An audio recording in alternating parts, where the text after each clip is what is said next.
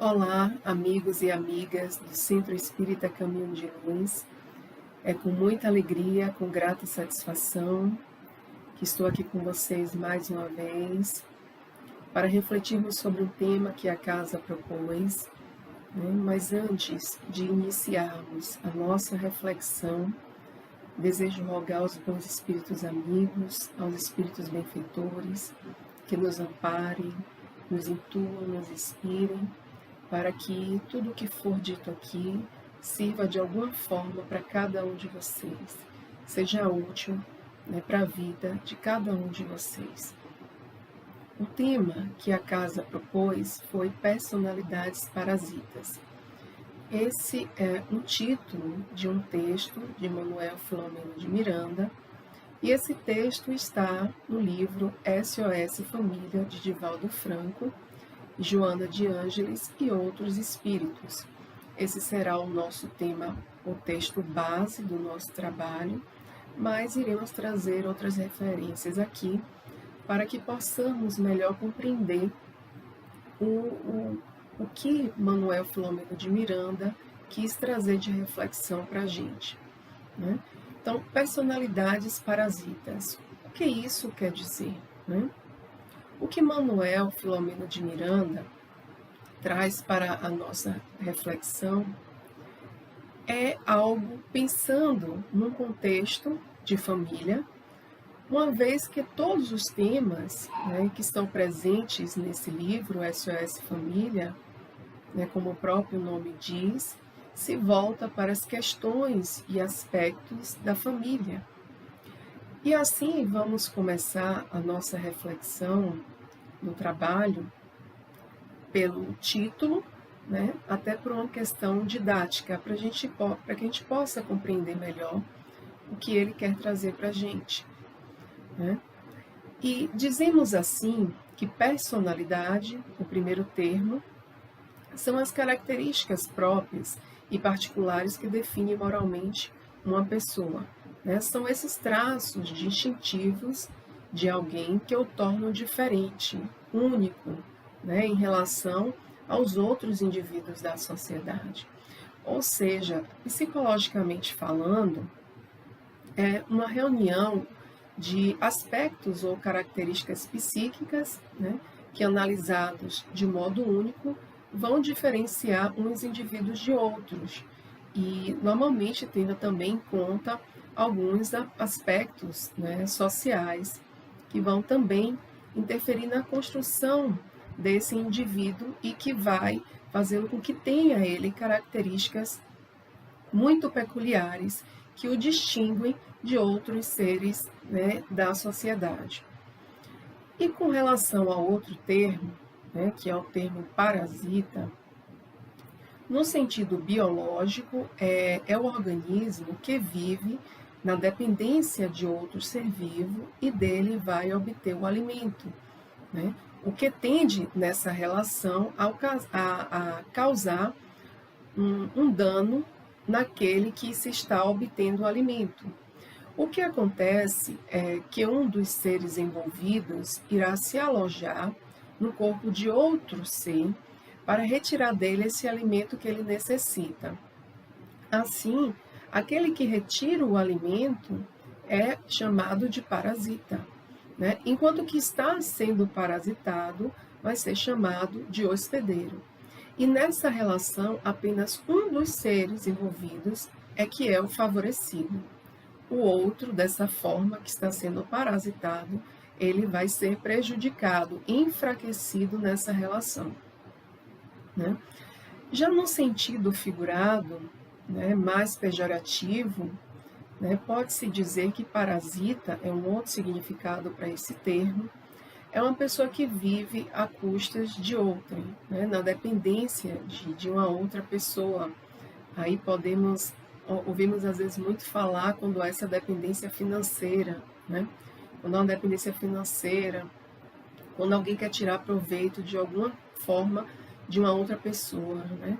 Então é como se alguém quisesse aproveitar de forma negativa de uma outra pessoa.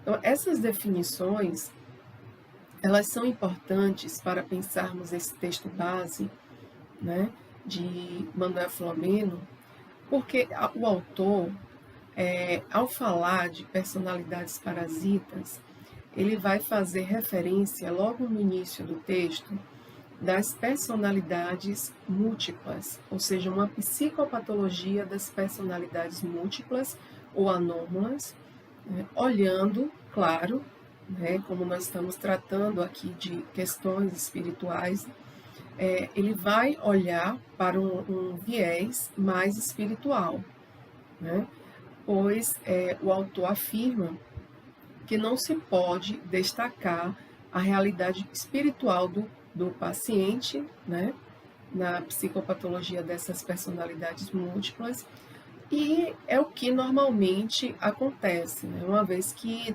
tal realidade espiritual é muitas vezes negada pelos especialistas da área de saúde, porque eles têm uma tendência, né, a tratar somente o corpo, o lado material. É muito difícil nós encontrarmos ainda hoje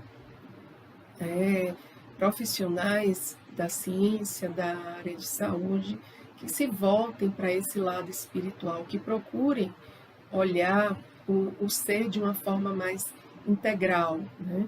E não só um determinado aspecto, né? Um determinado ponto de uma condição, de uma patologia que a pessoa esteja sofrendo. Então, ainda assim, ainda hoje, vemos essa dificuldade. E o autor vai dizer que é importante considerar esse lado espiritual. Mas o que é essa psicopatologia que Filomeno de Miranda vai se referir e como ela se manifesta, né, nos sujeitos? E assim, nós vamos compreender melhor que a patologia é um transtorno de múltiplas personalidades, ou como hoje é mais conhecido como transtorno dissociativo de identidade, né? É um transtorno mental em que a pessoa vai se comportar como se fosse duas ou mais pessoas diferentes, né?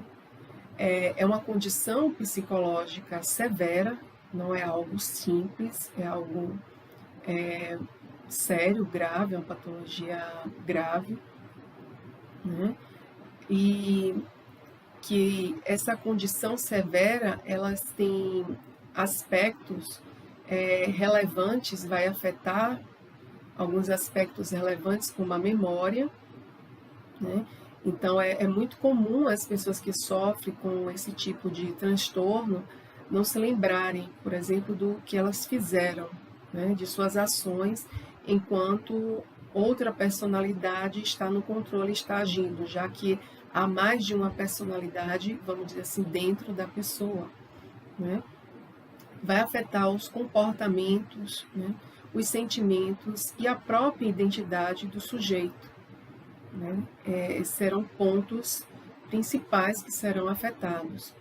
Esse transtorno, ele se configura como um processo mental dissociativo em que há uma falta de conexão do ser ao que ele traz em sua personalidade real, né?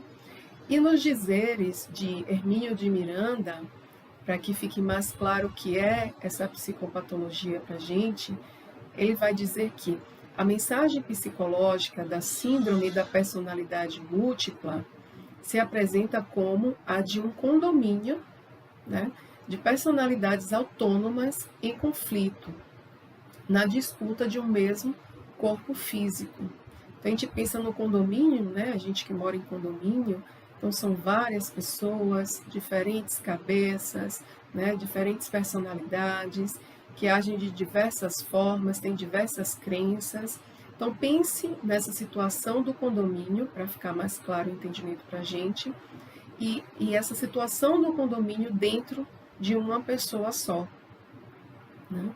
Então, isso pode gerar diversos conflitos.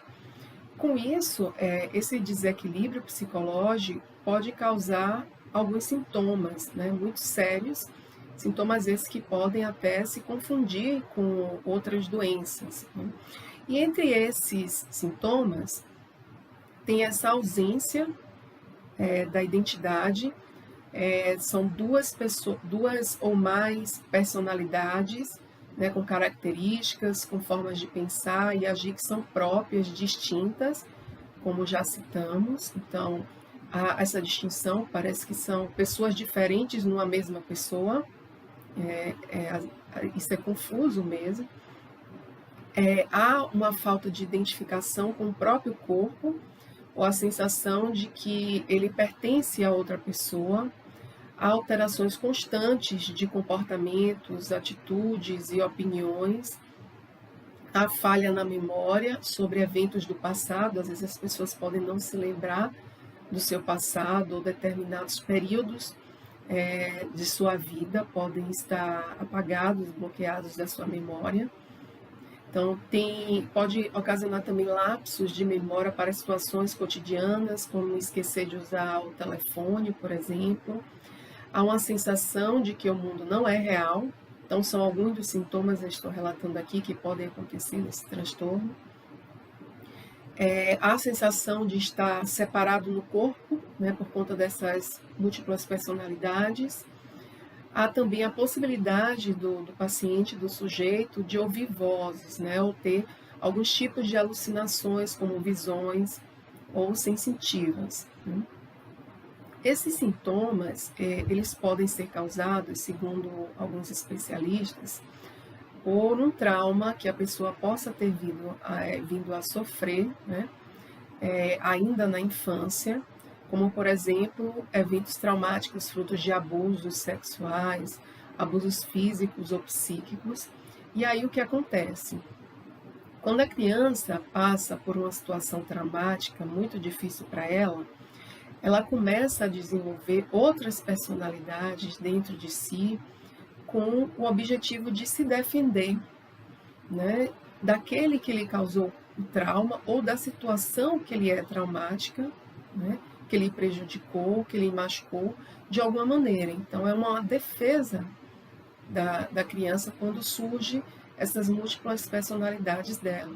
Então, os personagens, eles atuam como objetos de autodefesa para que o sujeito, assim, ele consiga suportar a dor que ele está sentindo e a angústia, né? Então, é a forma que o sujeito encontra de se defender, aliviar aquela dor e conseguir, né, vamos dizer assim, sobreviver, né? Uma outra causa que também pode estar associada ao surgimento de tal condição, de acordo com alguns estudiosos, é a ausência de uma ligação afetiva saudável com o adulto. A afetividade é muito importante nessa fase inicial do ser, né, enquanto criança. Então, essa falta de ligação com o adulto mais afetiva, mais próxima, mais amorosa, pode também levar a esse tipo de transtorno. Isso porque a criança deposita, por exemplo, sua confiança emocional no adulto, que é próximo, e quando ela perde esse vínculo é quebrado de forma abrupta por abuso, negligência, ou até mesmo por uma questão de morte repentina da pessoa que ela estava mais ligada, mais próxima.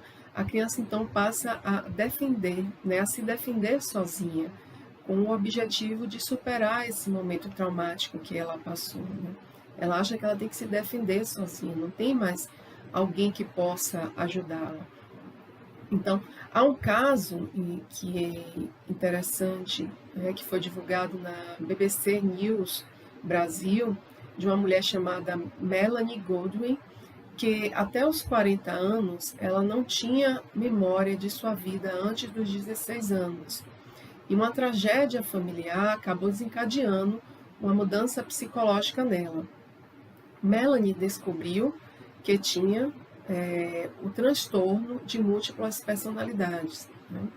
Ela descobriu outras identidades dentro dela, né, em diferentes idades, dos 3 aos 16 anos, até a fase adulta. Mas essas idades não eram aleatórias, né? Entre as diferentes vozes internas chegaram à sua consciência memórias de abuso infantil. sendo que o primeiro aconteceu quando ela tinha 3 anos de idade e o último quando ela tinha 16. E aí Melanie, ela fala um pouco sobre sua condição, né? Só para termos uma ideia, ela diz, nós, ela se refere a nós por conta dessas várias personalidades dentro dela, ela geralmente faz essa referência. Tínhamos várias partes adultas. No desenvolvimento, deveria haver uma transferência, mas como não crescemos naturalmente, adaptamos a nós mesmas. No fim, havia 9 partes adultas diferentes, cada um administrando um estágio de nossa vida adulta sem abusos. Esse é o depoimento de Melanie, né?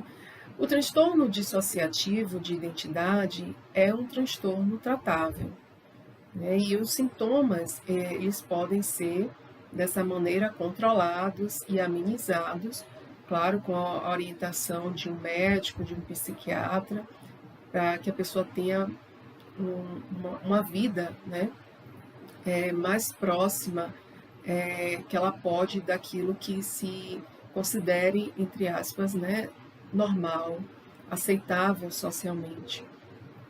E a pessoa, para que tenha uma vida mais normal possível, apesar dessas múltiplas personalidades, ela precisa fazer tratamentos, né? Então, além dos tratamentos médicos e psiquiátricos, também tem a psicoterapia, a fim de buscar a origem do trauma, né? Como esse trauma ainda afeta a vida desse adulto com esse transtorno. Há também tratamentos com hipnose, usos de remédios, né, como ansiolíticos e antidepressivos, para aliviar mesmo esses sintomas de ansiedade e depressão, por exemplo, que podem surgir nesse tipo de transtorno. Mas a efetividade desses tratamentos e a recuperação dos pacientes vai variar, claro, né, de acordo com os sintomas e as características de cada sujeito, né, que cada sujeito apresenta, além, obviamente, da correta realização do tratamento, né, do compromisso daquele que sofre o transtorno em fazer o tratamento correto para se melhorar. Contudo, além das questões biológicas, psicológicas, emocionais, em torno da psicopatologia dessas personalidades múltiplas, vamos olhar agora, né, olhando agora pelo viés espiritual, é importante lembrar que as pessoas que são portadoras dessa doença, elas também são espíritos imortais, né? Daí o autor fala da necessidade de se olhar, né, de não se descartar o lado espiritual, porque somos espíritos imortais. Trazemos em nós histórias pregressas, né? Porque somos seres que marchamos mediante as etapas reencarnatórias e acumulamos com isso experiências, né? Além de termos também somatizado problemas, né, que só através do amor, né, que na realização edificante ou na dor, resgatando os erros do passado, é que poderemos assim alcançar a plenitude, né, da nossa realidade, né, da nossa destinação, que é alcançar a perfeição do nosso espírito, a felicidade plena para a qual fomos criados. E, esclarecidos pela doutrina espírita, sabemos que quando reencarnamos, há um esquecimento do passado, né? E esse esquecimento é para o nosso próprio benefício. No Livro dos Espíritos, a questão 392 nos esclarece, né? Por que o espírito encarnado perde a lembrança do seu passado? E a resposta que nós temos é: o homem não pode nem deve saber tudo. Deus, em sua sabedoria, quer assim. Sem o véu que lhe encobre certas coisas, ficaria deslumbrado, né, como aquele que passa sem transição do escuro para a luz. O esquecimento do passado o faz sentir-se mais senhor de si. Se lembrássemos de tudo que nos aconteceu no passado, seria muito mais difícil, talvez para nós, para alguns de nós, recomeçar. Porque tudo, né, poderíamos ficar o tempo todo, né, olhando para tudo, trazendo à tona questões que poderiam nos fazer mal de alguma maneira, de algum modo, né? E também poderia fazer mal àquelas pessoas que estão no nosso convívio, né? Já com o esquecimento desse passado, vamos ter a liberdade de agir, né? De melhor exercitar o nosso livre-arbítrio. Imagine se soubéssemos que estamos na mesma família de alguém que nos prejudicou no passado, que nos feriu, que nos magoou, né? E se tivéssemos clareza total da situação, talvez agíssemos com muita violência ao invés de buscarmos o perdão, né? Por isso a gente tem esse esquecimento, porque a gente fica mais livre para recomeçar, né? E aí na questão 393 do Livro dos Espíritos, temos como resposta, né, dos Espíritos, nos lembrando que a cada nova existência, o homem tem mais inteligência e pode, com isso, melhor distinguir o bem do mal, né? E ainda questionam, né, onde estaria o mérito ao se lembrar de todo o passado? Né? De que vale ficar voltando ao passado o tempo todo, se nós temos que buscar vivenciar o presente, né, sendo que o presente muitas vezes já não é fácil, então temos que vivenciar o presente e no presente construir um futuro melhor. Para que ficar voltando ao passado? Contudo, há um porém nessa questão que diz, né, não temos, é certo, durante a vida corpórea, a lembrança exata do que fomos, isso a gente já sabe, e do que fizemos em existências anteriores. Mas temos, de tudo isso, a intuição, sendo as nossas tendências instintivas uma reminiscência do passado, e a nossa consciência, né, que é o desejo de experimentarmos, de não reincidir nas faltas já cometidas, nos concita a resistência àqueles pendores. Então, não temos a lembrança exata daquilo que nós fizemos, mas temos essas tendências instintivas que vão nos ajudar, né? Na verdade, é para nos ajudar a não cometer mais nenhum desatino. Então, a gente pode não lembrar da pessoa, né, que está na nossa família, não lembrar o que ele possa ter feito de ruim para nós, mas de repente nós sentimos algo desagradável em relação àquele vínculo familiar, né? Não nos sentimos bem às vezes com o irmão, não nos sentimos bem com os nossos pais, com nossa mãe, com nosso pai. Algo nos diz que tem alguma questão ali que precisa ser vista, que precisa ser tratada. Então, eu não lembro do que aconteceu no passado, mas a energia, né, a intuição, essas tendências instintivas, de alguma forma, vão me alertar para algumas coisas. Mas, como eu disse, sempre esse alerta visa o bem, a não repetição do mal.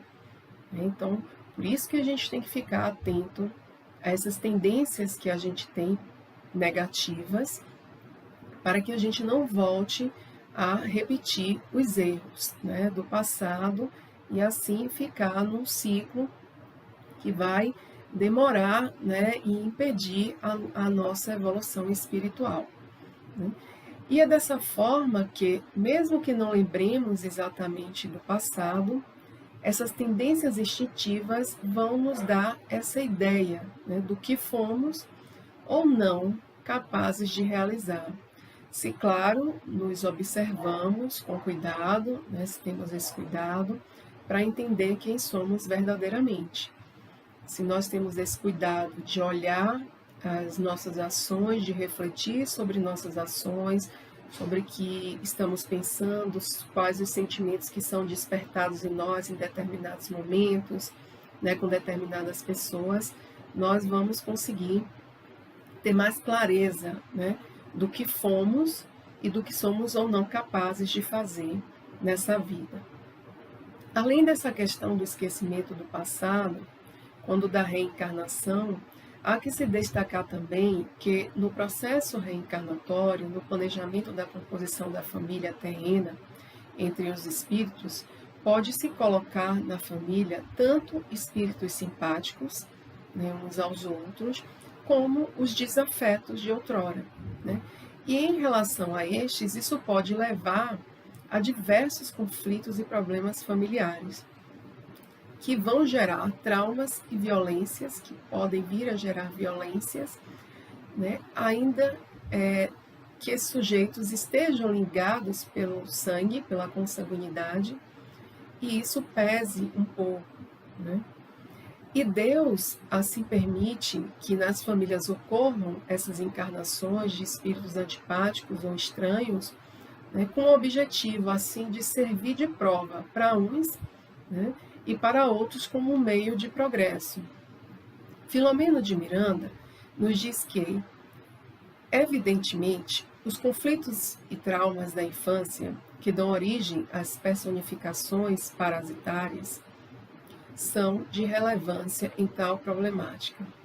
Mesmo aí, defrontamos no lar difícil, nas agressões da família, nos vários distúrbios domésticos, a mão da justiça infalível, estabelecendo os mecanismos corretivos para o infrator libertar-se dos débitos sob a injunção de fugas espetaculares, as quais dão surgimento às construções de variantes personagens que assomam do inconsciente em processo de defesa do ser frágil, tímido, aflito e receoso, né? Então, é essa mão da justiça infalível de Deus, né? E vemos aqui que nesse contexto familiar, entre espíritos que são simpáticos e os desafetos, há também a lei de causa e efeito atuando aí, né? Em busca de que haja esse reajuste entre aqueles espíritos que estão na mesma família. E a família, na verdade, é uma escola para os espíritos que precisam se educar, resgatar seus débitos, fortalecer os laços espirituais. No livro Consolador de Chico e Emmanuel, na questão 110, temos a informação de que a melhor escola de preparação das almas reencarnadas na Terra é o lar, né? É onde o ser deve receber as bases do sentimento e do caráter. Olha a importância do lar, da família, né? E o Espiritismo apresenta dessa forma a família como esse lugar de reencontro desses afetos e desafetos do passado, para que eles tenham a possibilidade de se reajustarem uns com os outros e assim com as leis de Deus, para o futuro de redenção espiritual. E essa visão reencarnacionista da doutrina espírita nos permite dessa maneira, né, um melhor entendimento do que vem a ser família, né? Quais são os compromissos morais que precisamos ter com aqueles que estão no nosso núcleo familiar, né? O que pode nos levar de maneira mais consciente ao esforço pelo nosso progresso moral e de nossos parentes, né? Através da renúncia, da boa vontade, da ajuda mútua, do perdão, da tolerância e muito mais, né? Quando estamos realmente dispostos à mudança e com o desejo de ampliar a nossa consciência para as verdades espirituais. No livro Estudando o Evangelho com Bezerra de Menezes, Bezerra nos traz a seguinte afirmativa, né? O princípio da pluralidade das existências é uma das mais belas expressões da misericórdia do Pai, né? Podemos dizer que aí se implanta a justiça divina, né? Criado simples e ignorante, o homem recebe do Supremo Criador infinitas oportunidades para atravessar o deserto do primitivismo até alcançar as planícies verdejantes da harmonia e do equilíbrio, onde colherá os frutos sazonados, ou seja, maduros, pelo progresso obtido em seu processo de reencarnação, condição inerente ao espírito em sua escalada evolutiva. Então, diante dessa afirmação de Bezerra, se compreendemos a lei de reencarnação e tudo o que advém dela, percebemos o quanto tudo o que nos acontece gira em torno de nos levar sempre ao progresso. A lei do progresso aí atuando, né? Nos levar sempre ao amor, porque nós ainda estamos aprendendo a amar. Ainda não amamos tal como Jesus nos ensinou. Ainda não seguimos a lei de amor como deveríamos seguir. Então, mesmo as dores da vida, as dificuldades presentes no lar, com nossos desafetos, são muitas vezes necessárias para que nós despertemos para os valores essenciais da vida, para a necessidade de transformação do nosso eu, né? Além disso, no que se refere ao lar, à educação, à formação moral dos espíritos que reencarnam em determinada família, analisando pelo viés espiritual, vimos também o quão é importante o papel dos genitores ou cuidadores, no sentido de educar as crianças, não somente para a vivência material, mas para a vivência das questões do ser espírito, né, a fim de evitar o desenvolvimento de psicopatologias que essas crianças podem levar para a vida adulta e assim causar diversos transtornos ao adulto. A criança, conforme nos fala Filomeno de Miranda, é mais do que um ser em formação. Trata-se de um universo individualizado, um somatório de valores que aos pais educadores cabe penetrar para o bem, desenvolver e conduzir, né? Para que possa bem desenvolver e conduzir esses seres os quais eles estão responsáveis.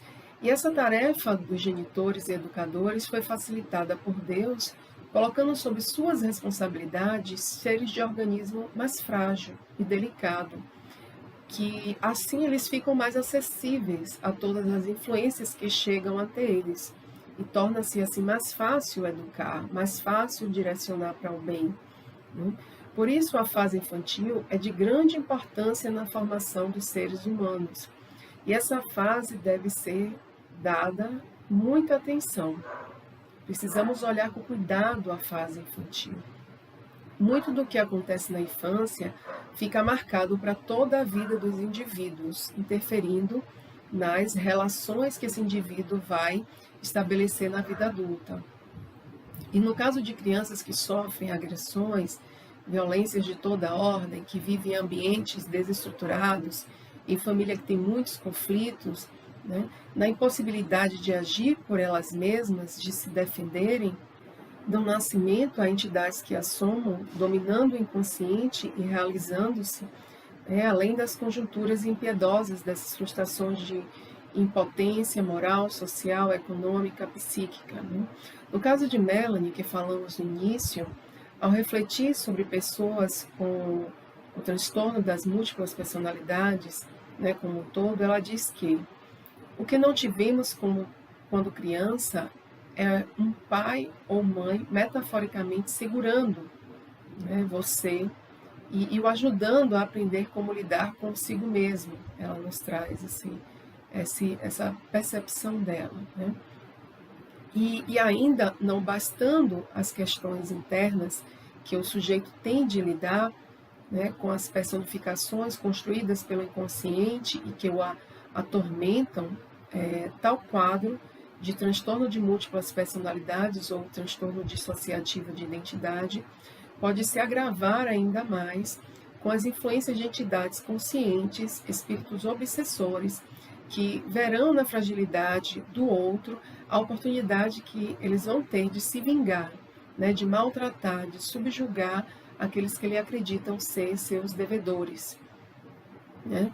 Conforme nos diz Manuel Filomeno de Miranda, a obsessão sutil e perigosa graça dominadora, e na área das enfermidades mentais de todo porte, o doente é sempre o réu na consciência culpada, né, reparando os gravames das vidas passadas e erigindo a sua realidade moral, com o qual o pensamento e a ação se conjugam para a elevação e a saúde real, que somente são possíveis através da consciência asserenada, sem culpa nem rebeldia. E diante do quadro obsessivo, além dos distúrbios alienadores da pessoa, que precisam ser tratados e precisam de terapia especializada para reintegrar as diversas personificações da identidade do eu consciente, sempre é bom ressaltar, né, a gente não pode deixar de ressaltar, que é importante se ter um acompanhamento médico e psicológico no transtorno, né, aqui tratado e em outros, e não se pode deixar de buscar o que nós temos disponíveis aí, né, em termos de remédios, de terapias, para aliviar os sintomas, seja de qual for a doença, seja qual for a doença. E Filomena de Miranda propõe como terapias espirituais a psicoterapia dos passes, né, e a renovação moral do paciente, que é primordial para que esse paciente consiga atrair para perto de si os benfeitores espirituais e afastar ou educar pelo exemplo, pela transformação ou pelo esclarecimento os espíritos obsessores.